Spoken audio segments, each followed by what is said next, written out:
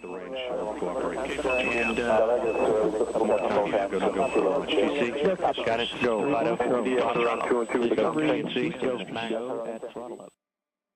Hey guys, what's up? It's me, Jared, and in this video, I'm going to be showing you how to familiarize yourself with the maneuver node. Now, maneuver node is a very important tool in Kerbal Space Program, and knowing how to use it properly is very important to your success as a Kerbal engineer. So, there are several different features I'll be going over the maneuver node, and a brief overview of what each feature does.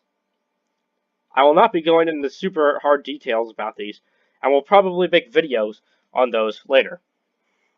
So, first you have to be in this view in order to create a maneuver node, which is the map view, which can be accessed down here. As you can see, we have my module I'm delivering to Corp Station, and you can see the blue ring of its orbit. In order to create a maneuver node, you have to left click on the orbit, and a menu will pop up that gives you the time until you reach that point, add maneuver, and warp here. You're going to want to left click on add maneuver.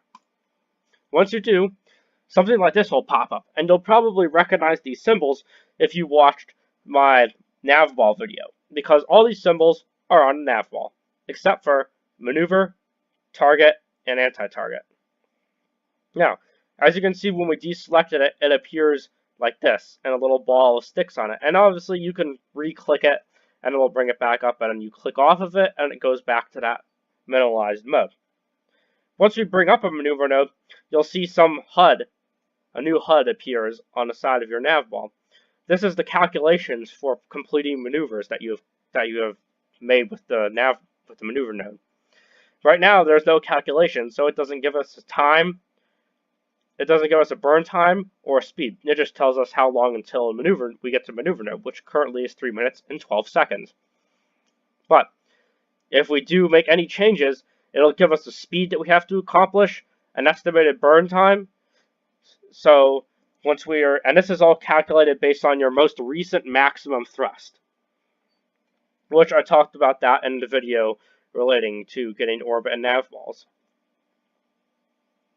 Now, each of these little points on a nav ball, or nodes on the maneuver node, does something different, and each can be toggled by clicking and dragging it out like that.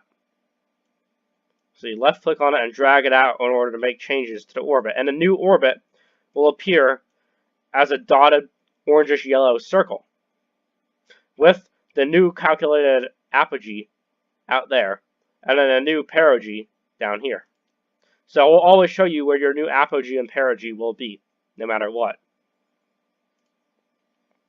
So, obviously, the prograde and retrograde will do the same things as what would happen if you burnt towards the prograde or retrograde, even without using the maneuver node. All of these things are pretty much just to simulate what would happen if you did exact burn for a specific time in that direction at that place, which you could do if you're skilled enough and not actually have to use maneuver nodes. But for beginners, using maneuver nodes is a must. And so pulling out the prograde node makes your orbit larger. And you can expand it far enough whereas it actually makes you reach escape velocity. And then your new orbit is represented by a purplish pink solar orbit that goes around the sun. And if you want to make your orbit smaller, you just drag out the retrograde and it makes it smaller. So larger and smaller. So those are pretty much the two most common ones you'll use. And then we have the normal and anti-normal. Now the normal anti-normal change your orbit's inclination. They don't make it they make it bigger or smaller depending on how long you drag it out.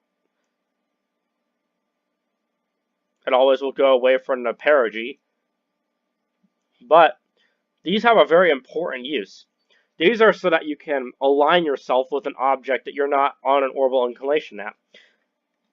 Now, if you look at the orbit of Minos compared to ours, we have an equatorial orbit, and Minos is at a different inclination than ours.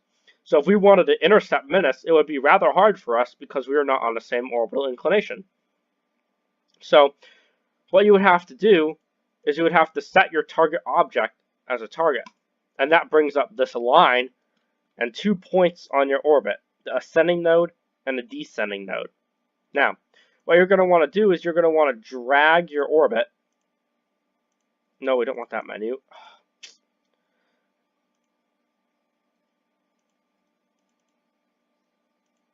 Hold on. It's not being cooperative. You're going to want to place an orbit on the ascending node or descending node. And you're going to want to use one of these, whichever one works, the normal or anti-normal, until the descending node and ascending node switch places.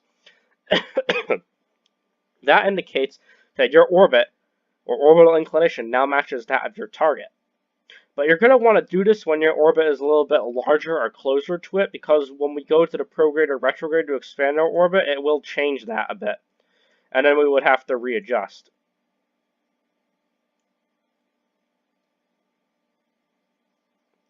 So as you can see, our orbit still matches it, but it's really hard to tell. But as you can see, it kind of matches up with that horizon line of the orbit. And so then, lastly, we have radial out and radial in. Now, what happens with these is they kind of offset your orbit in one direction. So radial in offsets it to the left and makes it expand.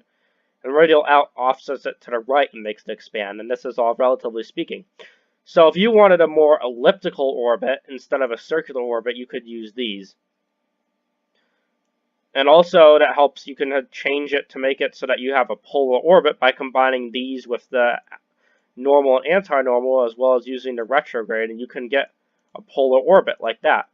Of course, you would have to add maneuver at the perigee and bring that apogee down until they switch places to circularize it. But that would make yourself a nice circularized polar orbit if you wanted one. And of course, I'm going to be going over how to do this stuff in another video that goes more into the advanced mechanics of the maneuver nodes and what they do. And you can click on that video in the top right. So let's get rid of these. And how to get rid of it is what you do is, instead of left-clicking on a maneuver node, you right-click on it. So right-clicking on a maneuver node brings up this menu, but you have to have it activated. And it gets an X, so it shows an X and the add maneuver. That's what we did to get that second maneuver in, was by clicking on that. And if you want to get rid of it, you just X it. And then we have to get rid of our other maneuver. You just click on X. And there you go. You clean the slate. So it's relatively easy.